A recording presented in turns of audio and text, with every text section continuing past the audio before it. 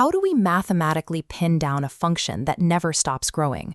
When a curve stretches infinitely outward, standard algebraic tools start to break down.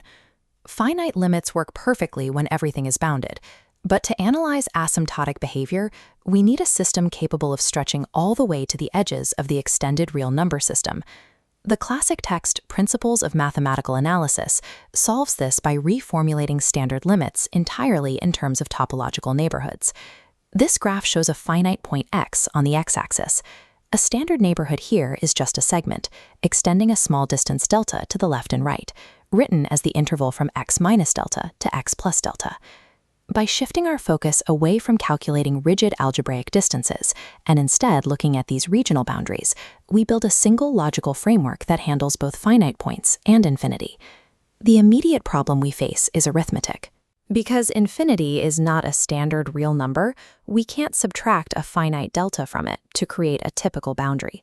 We bypass arithmetic by defining a positive infinite neighborhood as an open-ended interval, the region strictly greater than some real number c. The same logic applies in reverse. A negative infinite neighborhood encompasses all numbers less than a boundary c. Let's apply this infinite x-axis neighborhood to a limit at infinity.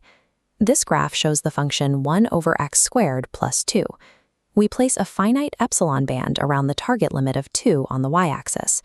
Notice that for any tight y-band, we find a neighborhood of positive infinity on the x-axis, starting at threshold m, where the curve is permanently trapped inside. That continuous trapping mechanism is the rigorous definition of a horizontal asymptote.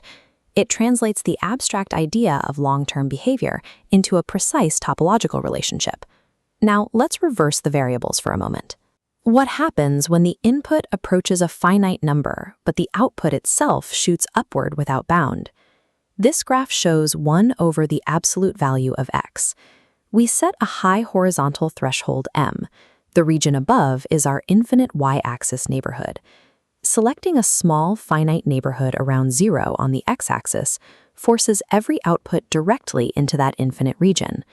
Let's test this logic. How would you use neighborhoods to define a limit where both the input and the output approach infinity at the same time? Take a few seconds to picture it. This graph shows x squared. Here, an infinite neighborhood on the far right of the x-axis maps directly into an infinite neighborhood at the top of the y-axis. Instead of memorizing 4 separate sets of complex inequality rules for different asymptotes, you only need to understand this single mechanism, mapping one neighborhood to another. That brings us to the unifying statement that covers every variation of a limit. For every neighborhood v of the limit, there exists a neighborhood u of the point, such that f of u is a subset of v. If v is an infinite region on the y-axis, we are dealing with unbounded growth, giving us our vertical asymptotes. If u is an infinite region on the x-axis, we are describing long-term behavior, locating the horizontal asymptotes.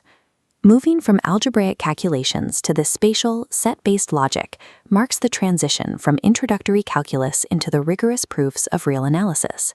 This rigorous framework proves how systems behave at extreme scales. Subscribe for the next theorem.